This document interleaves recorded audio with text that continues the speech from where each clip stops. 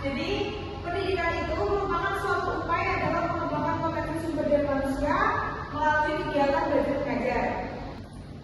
Jadi faktor yang menentukan pendidikan tersebut berhasil atau tidaknya suatu proses pembelajaran adalah dari motivasi belajar yang sendiri, yang dimana kegiatan belajar membutuhkan motivasi yang baik ketika kita melakukan proses pembelajaran tersebut. Jadi di sini juga ada beberapa poin dari pendidikan yang diberikan peserta didik pada kurikulum merdeka di SMA. Jadi dalam pendidikan yang kemerdekaan peserta didik pada kurikulum merdeka di SMA memiliki 3 poin. Dan yang pertama yaitu implementasi kurikulum merdeka, yang kedua pendidikan sebagai fasilitator dan strategi, dan yang ketiga pendidikan yang memerdekakan peserta didik dalam proses belajar. Jadi kita bahas dulu yang pertama, yang implementasi kurikulum merdeka, di mana dengan memberikan kebebasan bagi pendidik untuk memilih materi, metode, dan media pembelajaran yang sesuai dengan karakteristik dan kebutuhan peserta didik sendiri. Dan yang kedua, mendorong pembelajaran berbasis proyek agar kemungkinan peserta didik untuk mengeksplorasi minat dan bakat mereka secara mendalam. Selanjutnya, mendorong siswa untuk belajar secara mandiri dengan menyediakan berbagai sumber belajar yang dapat diakses kapan saja dan di mana saja. Dan yang kedua yaitu pendidikan sebagai fasilitator dan strategi. Jadi peran guru sebagai fasilitator dalam pendidikan yang berpihak pada peserta didik di era kurikulum merdeka, itu guru harus bertanggung jawab mengenali serta memahami potensi, minat dan kebutuhan belajar setiap siswa. Dan yang kedua, guru lebih menciptakan pengalaman belajar yang teratur dan yang kedua yaitu guru lebih menciptakan pengalaman belajar yang teratur dan terprofesionalisasi yang melibatkan metode dan materi sesuai gaya belajar siswa. Dan yang ketiga yaitu guru harus menciptakan pembelajaran aktif. Dan yang kedua yaitu mendorong keterlibatan aktif, yang dimana aktif dalam pembelajaran yaitu seperti mengadakan seperti diskusi dalam kelas, terus bisa juga dalam kelompok seperti itu, yang dimana melakukan aktivitas seperti diskusi atau studi kasus, proyek, membahas masalah itu dan simulasi untuk meningkatkan partisipasi aktif keterlibatan siswa dalam pembelajaran tersebut. Yang ketiga mungkin membangun sumber daya alam, yaitu sumber-sumber daya yang edukatif, di mana menggunakan alat edukatif seperti platform learning, aplikasi pendidikan, dan sumber daya online untuk memperkaya pengalaman belajar siswa. Yang keempat yaitu bimbingan karir, di mana para siswa memiliki kompetensi yang luas dalam memahami perbedaan individu siswa dan memberikan bimbingan karir yang relevan dengan potensi masing-masing siswa. Kalau untuk strategi sendiri bisa melalui membangun hubungan yang baik dengan siswa, memberikan umpan balik yang konstruktif, menyelesaikan dengan konteks, dan lain sebagainya. Mungkin itu saja. Katanya Mbak Neti tadi kan untuk fasilitator dan strategi. Ya. Terus kalau sekarang kan zamannya Gen Z ya. Kalau dalam pendidikan yang merdeka itu apa harus ada media pembelajaran? Kalau menurut saya pribadi sih harus ada. Tapi kalau untuk peserta didik yang tidak mau untuk proses pembelajaran yang merdeka, bagaimana untuk jadi seorang pendidik? Mungkin kan biasanya peserta didik itu lebih dalam era globalisasi ini mungkin lebih dalam ke handphone saja kayak main game atau gimana gitu kan. Terus sebagai pendidik itu gimana prosesnya untuk menerapkan itu? Mungkin kalau bagi saya itu kita melakukan pendekatan dulu ya Mbak, pendekatan lalu kita itu nggak asal kayak harus menuntut anak itu harus seperti ini, itu tidak. Karena apa? Karena yang harus kita lakukan pertama itu adalah pendekatan, dan melakukan pendekatan itu tidak harus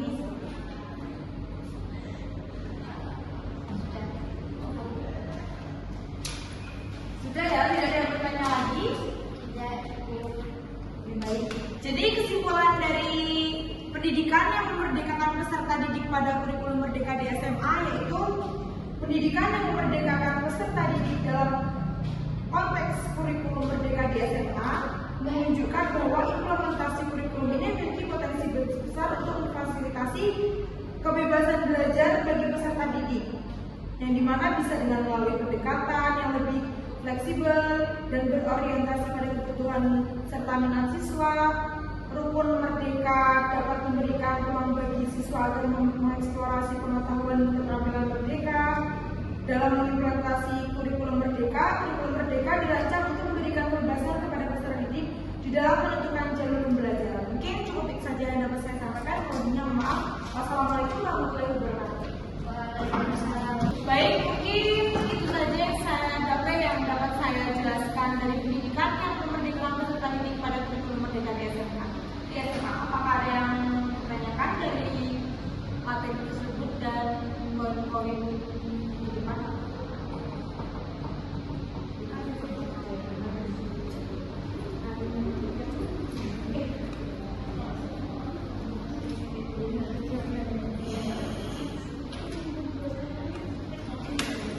Mbak, saya mau tanya dulu ya. Nah, Mbaknya kan di sini membahas tentang pendidikan yang memerdekakan peserta didik pada kurikulum Merdeka di SMA. Nah, itu kan ada 3 poin dalam pendidikan yang memerdekakan.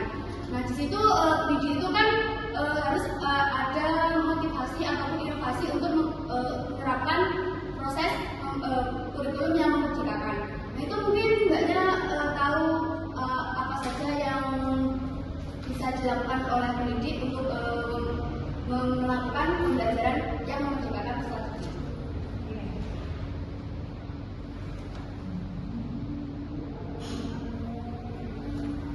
Baik, saya akan menjawab ya Mbak. Jadi di sini untuk menggali potensi siswa atau peserta didik.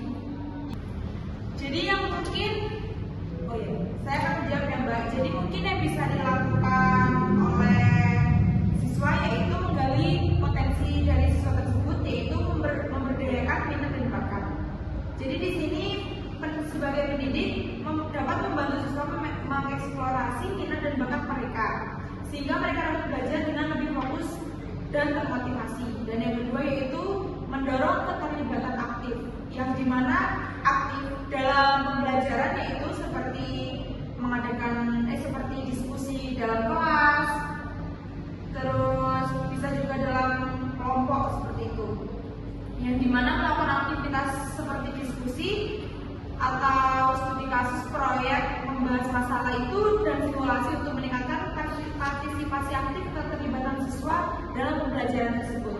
Yang ketiga mungkin membangun sumber daya alam, yaitu sumber-sumber daya yang edukatif, di mana menggunakan alat-alat edukatif seperti platform learning, aplikasi pendidikan, dan sumber daya online untuk memperkaya pengalaman belajar siswa.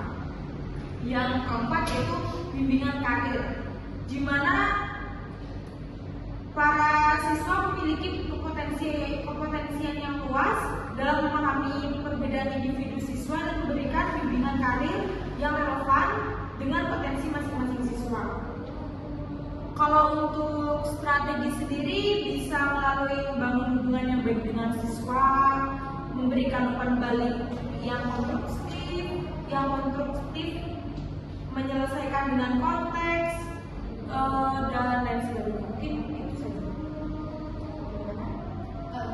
Katanya Mbaknya itu tadi kan untuk fasilitator dan strategi. Ya. Terus kalau sekarang kan zamannya Gen Z ya. Kalau dalam pendidikan yang memerdekakan itu apa harus ada media pembelajaran? Kalau menurut saya pribadi sih harus ada. Tapi kalau untuk peserta didik yang tidak mau untuk proses pembelajaran yang memerdekakan, bagaimana untuk jadi seorang pendidik? Mungkin kan biasanya peserta didik itu lebih dalam era globalisasi ini mungkin lebih dalam ke handphone saja kayak main game atau gimana gitu kan. Terus sebagai pendidik itu gimana prosesnya untuk menerapkan itu? Mungkin kalau bagi saya itu kita melakukan pendekatan dulu ya Mbak, pendekatan